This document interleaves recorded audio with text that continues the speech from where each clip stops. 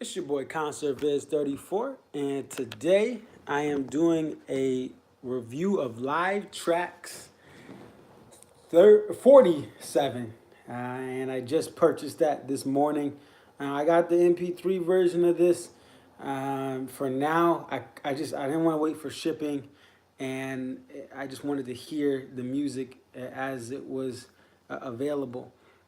And I may go back and try to get the CD quality or lossless years from now when I'm greedy and want to hear the best quality. But for now, MP3 will do. So I'll give a little bit of a review on that. And I'll tie this into some of the stuff that's going on right now with what fans allegedly want. Not discrediting fans who are looking for different things out of the sets. At the same time, they are in Europe. They don't play in Europe a lot, and those fans aren't as heavy on the hey, I go every year type thing. We get a show every year type thing. So they're just grateful to see the band if they are European fans. But let's get into it. Live Trax 47, the Meadows Music Theater. It is now the Xfinity Theater. It is my home venue. It is a venue that I've always lived within 30 minutes of, no matter where I live here in the state of Connecticut. So it's something that's near and dear to me. And what I did is this. I listened to the beginning of this album on my speaker system to the right of me. That'll be, and then I listened to part of it there, went to downtown Hartford, parked at a park right over the bridge, over a hill in kind of a overpass from where the Meadows is. So I was literally right there just to get that extra effect. And I go jogging there every now and then anyway. So just to feel, all right, I'm in Hartford. I'm in the area where the band was when they recorded this live show. And just to get that vibe for 6 miles, got through the middle of this from, I would say, Seek Up to, what was it, to Say Goodbye. I got 6 miles in about 52 minutes. I got to get that down for some 10Ks and half marathons. But anyway, that's not the point. And then I went back, drove home, listened to it on my car stereo system, and I just got a regular basic four-door sedan. You know, I ain't got the extra package and all that. So listened to on that, came home, listened to So Much to Say to Drive In, Drive Out back at the crib, just to get a feel of how it sounds on different mediums of audio.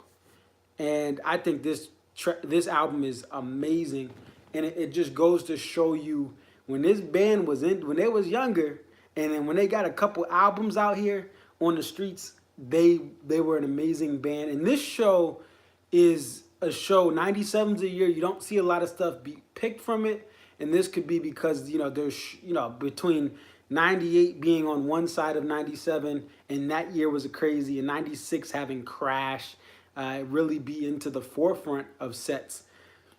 97 gets lost in the mix, and I wasn't around during this time. I wasn't listening to shows, but I'm guessing it's just because the shows, while they were still great, most of them weren't as popping as the stuff before and after those years. And we want to start off by setting the scene for this show. This was the third show of a 3-day weekend run in the Mid-Atlantic Northeast. So they go to Saratoga Springs on Friday the 6th. They go down to Camden, New Jersey on Saturday the 7th. And then they pull up to Hartford, Connecticut on Sunday. Never miss a Sunday show. They pull up to Hartford, Connecticut, and they make what is now Live Trax 47. So this is a thing to keep in mind. The band did 3 straight shows.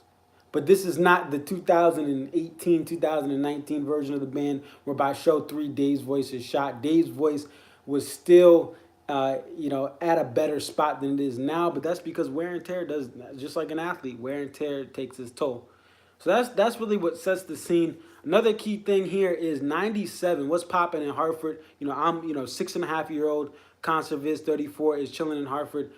The last Whalers game was earlier that year. I was there. And if you look on my Twitter, I have pictures of that and different things from that I've posted up there. And the Whalers left. This is a big change in the city of Hartford, the state of Connecticut, because this pros franchise, which was the Green Bay Packers of hockey, leaves. And I grew up playing hockey, love the sport, proved that black people can skate, You know, I've been breaking stereotypes. You know, I'm still late. I don't show up on time, and I can't swim, but you know, I skate. But so they leave, and what you see is this is show leads to DMB having a mainstay in Hartford for all of their summer tours outside of the caravan years, and it starts to get to a 3 night weekend of just Hartford when you get to the turn of the century. So this is a big show because we don't have a pro team. Concerts is what's going to make Hartford. It's going to keep Hartford having some sort of commerce and business, even though a lot of stuff left and other things were going downhill. We still get country shows, hip hop, rock. You know, during this time, Rage Against the Machine pulled up with Wu-Tang in the mid to late 90s. And, you know, this concerts becomes Hartford's thing. And this is a show that leads to this venue getting 2 nights in future years. So that's the scene that we set. And let's look at a couple statistics about this show as well here, because you know I'm all about the numbers. What year did they leave? 97. So they left 97. April of 97 was the last Whalers game. They were coming up on the anniversary again. It'll be the 22nd anniversary of that coming up I think it's April 6th. So they left, and the thing is, this is a couple months later, and they play Say Goodbye and Leave Me Praying, and, you know, these are songs they were playing anyway, so it doesn't matter, but, you know, it's just funny. 41, they do 41, Leave Me Praying, Say Goodbye. It's like a tribute to the Whalers leaving. But, so the stats. All right, we have 2 tour debuts, 1 Street World, and Best of What's Around. They go back to back. So if you're chasing this band around the country, you get 2 tour debuts in the first 2 songs. Hey, can't beat that. You have a Jimmy thing that's only 13 minutes. And it's really good because it's not like the Jimmy things that get too long nowadays. And you have a bunch of repeats. We got 1, 2, I thought I did this for 1, 2, 3, 4, 5, 6, 7, 8, 9, 10, 11, 12 repeats from the night before. And this just goes to prove my point. People are like, oh, I want the band to play more stuff. Now, yes, they only had 2 really major albums under the table. And you have Crash. You have Remember 2 Things, which has a little bit. You get the C-Cups and a couple other stuff that's exclusive only to that. And yes, you don't have as many songs, but that's still 30 plus songs that they have to pull from. Between all of that stuff, the covers they do. But still, you know, and they're only playing 16 songs. So, you know, the band still had a catalog and they weren't playing certain songs. Again, you have only 5 One Sweet Worlds that year. And this was the first of 5 there. So, you know, the band was playing a lot of the same stuff every night. If you went to 3 nights here, at least 41 songs. Ha, ha, ha, John. Boo. Yeah, you got to use the 41 reference. But, yeah, so, you know, they have these songs, but they're playing the same stuff. You go to SPAC, Camden, and Hartford, if you live in the Mid-Atlantic Northeast, you're getting a lot of repeats. But what makes this album great is the stuff sounds amazing. Okay? We have the first full band, Leave Me Praying. It was played 2 nights prior. With just Dave and Stefan, and it sounds great, and it's acoustic based, not like the new version that's too fast, which is Don't Drink the Water, and Tim's on the electric killing the harmonics like it's Rush, and I love Rush, but I don't go for DMB to hear Rush sounds. I go to DMB to hear DMB acoustic sounds. So I think that this Leave Me Praying in between the 41 Say Goodbye sandwich is a really cool thing. This band, the night before they played 41 into Say Goodbye. So fans who may have been to that show, man, 41, maybe they'll do Say Goodbye again to that. But nope, you get a Leave Me Praying, almost like just breaking the space in between those 2 there. The One Sweet World, Best of What's Around is a killer intro, back to back. And we have Bella Fleck as well. Bella Fleck is key. Lionel Graves, amazing at the end there, jamming out. Seek Up, he does his thing, makes it a little more eerier, gets us into more Charleston, West Virginia-ish feel of Seek Up versus the standard Seek Up which is more Charlottesville, Virginia. You know, so he gets us a little more into Appalachia with the banjo, and on two step, the boy Bella Fleck is just going crazy, and he kind of goes into some minor. I don't want to say minor pentatonic. I may be saying that wrong, but he goes into some the band's playing the regular two step chords, and he starts going off key, a slightly chromatic, but it really feels like it's more minor pentatonic type of stuff on his banjo, going crazy, and then goes back into takes it full circle back into his regular in key two step jamming. So it's just, I mean, two step is amazing there. And, you know, the other thing here too is overall, this just makes me remind myself what makes D&B so great. It's when they had less and when it was more. Less is more. And this is, you know, you hear Stefan's bass lines clear. And there's so much to say, and drive in, drive out, like listening to the tail end of this on my system here at home, you know, you can hear Fonz's bass. Now this is modified, they're doing different things to make this sound good, but nevertheless, you hear so much of everyone when there was less people. Now you got a guitar, now you got a trumpet, and Rashawn is a dope dude who's made some killer endings to stuff like Crush. But when you had less, it was so much more. And even when they added Butch, Butch was more of a filler. He was all filler, no killer. You know, reverse Sum 41 there. And but that's what made it great. He was just complimenting people.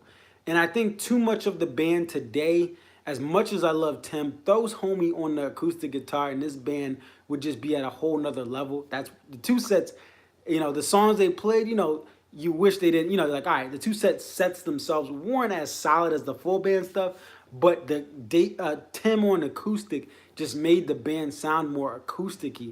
And that's what you get when you listen to an older 97 show like this.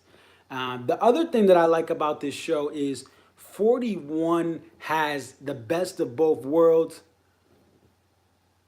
Thou shalt not blaspheme against the Timmy. No, I'm killing him with kindness. I'm saying, look, he's a dope player, but thou shalt get on the acoustic guitar. Someone needs to go rob the goons. You know, the goons that are snatching the chains up of these young rappers need to go snatch up, you know, Timmy's electric guitars, especially the Flying V, and he needs to be forced to play acoustically.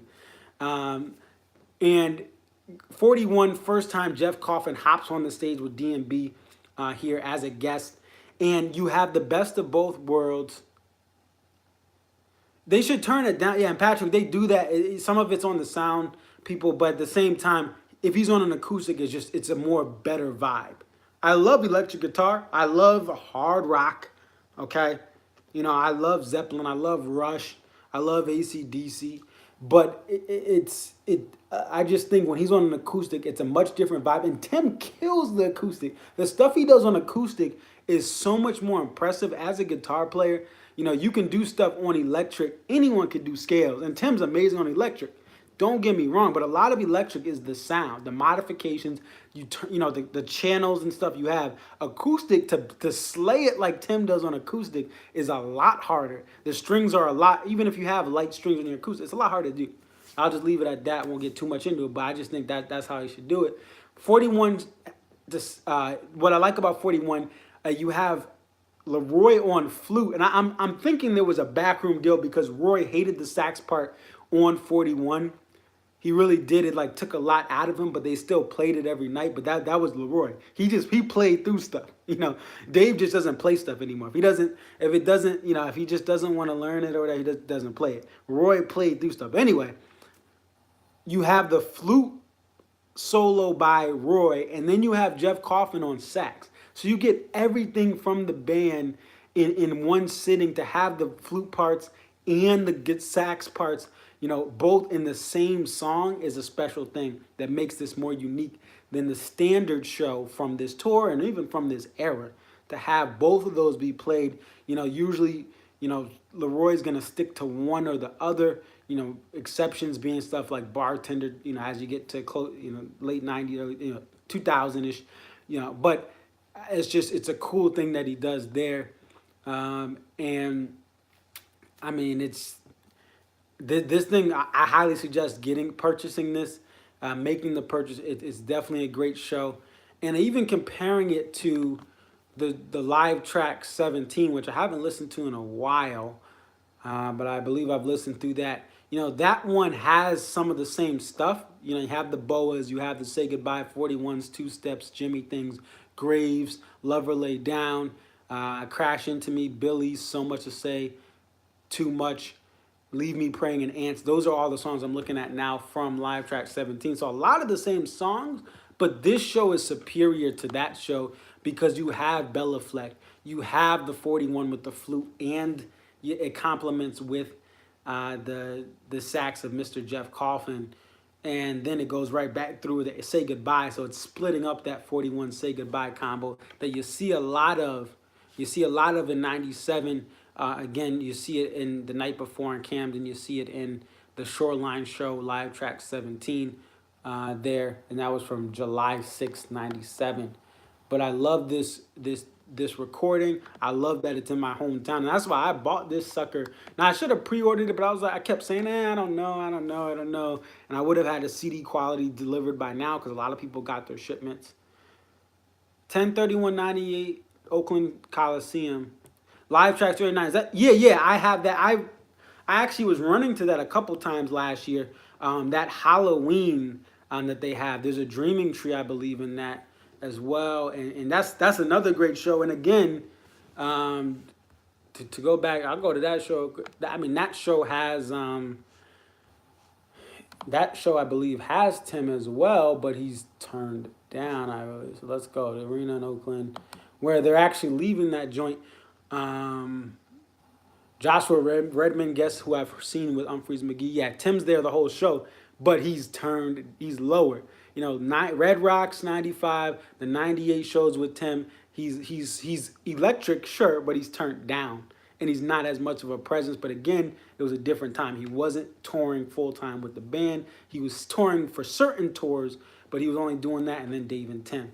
But you have Joshua Redmond on a couple of things here on the Jimmy, and I'll back you up. Great saxophone player. Some people don't like, I've heard people that don't like Redmond, but I've seen him with Humphreys, and he's a really dope sax player. But that's all I got for that. If you're watching by now on the rerun, this is all I have for Live Tracks 47. So you can turn it off if you don't want to hear the extended stuff. But again, I was happy to get this.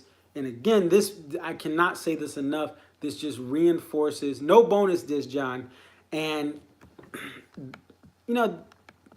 I was disappointed. I said that when I had the lives, the Saturday night stream, or the recording I had a couple months ago when they announced this. I would have liked to have a bonus disc just to see, because if you go back to some of these shows, even just taking stuff from the 2 nights before and just labeling it as like an extended tracks,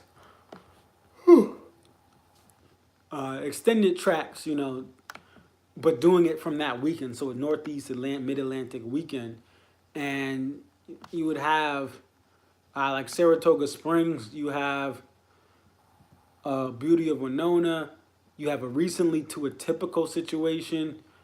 Wouldn't surprise me if they release a bonus disc with all the Jimmy things, right? The Jimmy things from the entire tour. Yep. I mean, that's how the bonus discs have fell off. They've definitely fell off to me. The last couple ones, I've been like, hard Tom Brady pass, throw it to the sideline so you don't get sacked. But then there's also a rhyme and reason there. So you have a rhyme and reason you could throw in there recently. I don't know how these sound. And, maybe you add that. And I think that's probably another reason they didn't have it, because there's a lot of songs there were limited songs back then. A lot of the bonus tracks come from the stuff in the mid-2000s when they started to have more of a catalog. And even, when you look at Camden, it's pretty much they play Recently again, so back-to-back nights, and Beauty of Winona back-to-back nights. So I think just limited stuff that they could pull from that time period. So I don't really knock them for that, but they got to get these bonus tracks up. But I think again, they pull stuff, even with this past tour, they were trying to pull stuff from Come Tomorrow. Cool. All right, yeah, we get these live recordings from Come Tomorrow of Stand Up, and I think Stand Up has been much better with Buddy, Buddy here. I wanted to say Buddy Steven, I don't know, but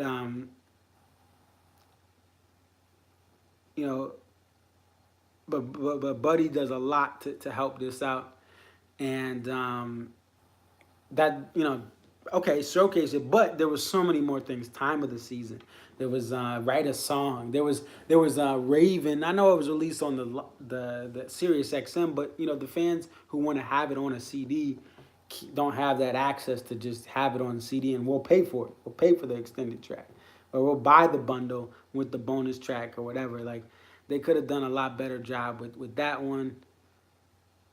CD. What about it? Um, yeah, man, people still listen to CDs, and then also, if when they have signings for some of these artists now, New York City or Chicago, and you know, you need an autograph. You can't sign a digital copy. Yeah, Patrick still buys CDs. I've bought the last CD I bought. I think it was J. No, no, no. I actually bought that digitally. I can't remember. I tried to buy the Hamilton soundtrack CD, but it was sold out and during Christmas. Spotify, and I'm not gonna say the other thing. Allegedly, I can't promote that on this stream. Go buy the music or stream it legally. I do not approve of. I do not support any sort of illegal, taking of music. So support the artist, stream it, buy it. Shout out to you know shout out to the powers that be, that help get the music distributed, and the artists that get paid. I ain't trying to violate nothing, not trying to promote none of that stuff here on the stream. We support these artists. Like I said, I bought the live tracks for this this for this review that had. So go buy it. But I think the CD and the CD quality too. Like, sometimes, like, again, I have, to be honest, I've probably bought like 2 CDs in the last, I don't know, probably 2 CDs in the last 2 years. I've been a lot of digital, but the J. Cole one, I don't think it did. But that was 2 years. That was maybe 2 years ago. I can't remember. And I get the live track CDs. The warehouse disc. That's what I get. That's what I've been getting, is the warehouse disc. And I like the CD. It's a cool little thing. Not the live track. The warehouse disc. Yeah. The warehouse disc is what I get from. That's what I keep getting every year. But I swear I bought something else. And I do have a couple live tracks on CD. The one with James Brown. I bought that. I got hustled by that. That's the Blu-ray one, where they're like, yo, we got the Blu-ray. And it's from 2000, whatever, 2002. And I was like, okay, it's Blu-ray. It's lit. I'm buying it. And I don't even own Blu-rays, but the idea of the first DMB Blu-ray, finessed, because it's okay, but it's not, yeah, they were using, like, cameras that are pretty much standard def, but at the same time they tried to upscale it, and those cameras back in the day were better than the technology that they could put onto a DVD. Madison Square Garden, there's probably a little better, but yeah, finessed. But it's okay. It is what it is. You live and you learn. And hey, we'll see what happens there. And then just a special shout out to Mick Jagger. They had to postpone the Rolling Stones tour. Now, Toto shot HD stuff back in the 80s. I didn't know that. But that's pretty cool. So they had that, and I'm sure they sold that stuff. Re-released those on HD, and that's the thing is as I said, the technology of an arena superseded what you got from television. So that's why I was like, all right, maybe it'll be, Madison Square Garden, the world's most famous arena. And Madison Square Garden, I've been there.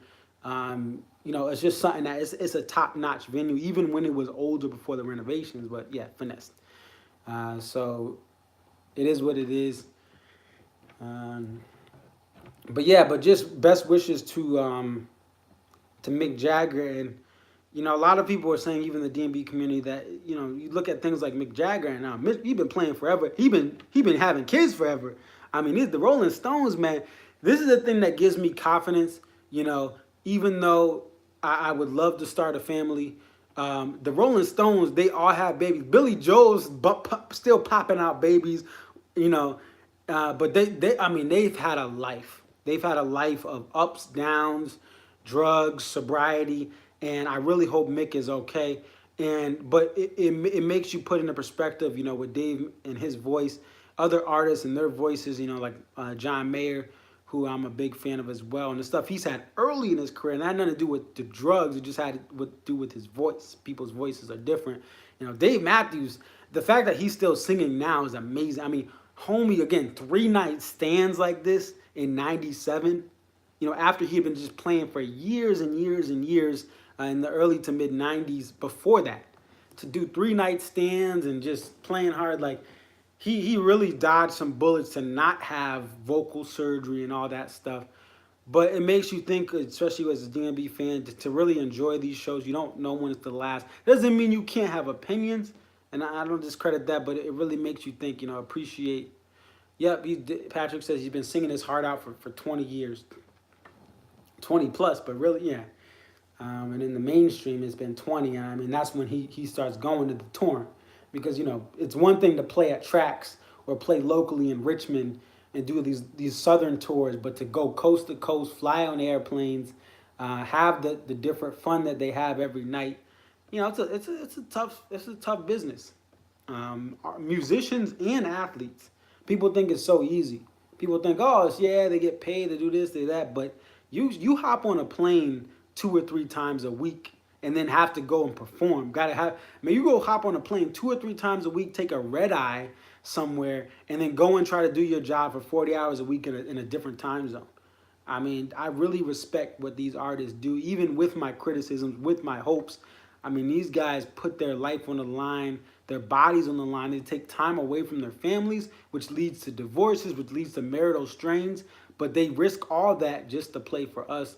And this whole Mick Jagger thing just puts it in perspective. We'll see what happens with Jazz Fest. I haven't looked lately. Maybe, John, but I think they're still holding. They're like having a holding pattern on what they're going to do. It's tough because the reason that this is even a more heartbreaking thing is many fans thinking, all right, yeah, Mick Jagger, he's getting up there in age. They had hotels, they have flights to go to these festivals or to go to these stadiums that they're going to be playing at, because most people aren't going to be in that city. A lot of people are going to be driving and flying in because there's limited shows on the tour.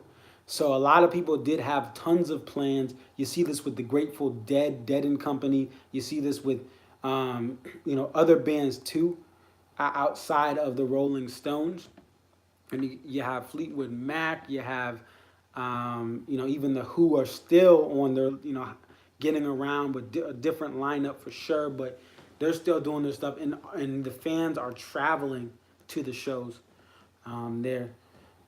But that's all I got for right now. Any other questions, any other thoughts about this week, about everything that's going on with DMB at this time? John, you'll be there soon to the first, to Pensacola.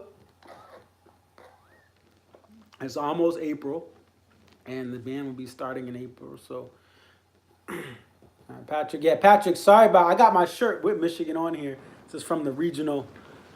2 years ago, I went to Michigan, Oregon, Purdue, and KU. Sorry about your Wolverines, and I know State Sparty went down, but this is the 5-year anniversary of when I was at Madison Square Garden, the best place to catch a basketball game. Period. I've seen Knicks games there. I've seen college basketball there twice. The best place, bar none, to watch a basketball game in the world, Madison Square Garden. I mean, the Knicks, my first Knicks game there from a school trip. Oh, the game was hideous. Right, I know. It's tough, though. I mean, and the thing that impresses me, Patrick, about Michigan is they find their way there. They find their way in the Sweet 16 like every year now.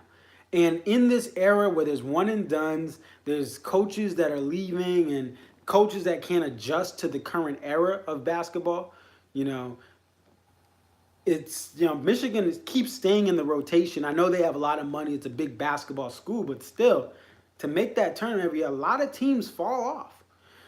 But yeah, this is the 5-year anniversary of UConn beating Michigan State at Madison Square Garden. I'm a UConn fan, so it was a really great day. I was stuck in the Michigan State fan section in the lower level, but UConn reigned supreme. And I saw that basketball Gonzaga taking the L tonight.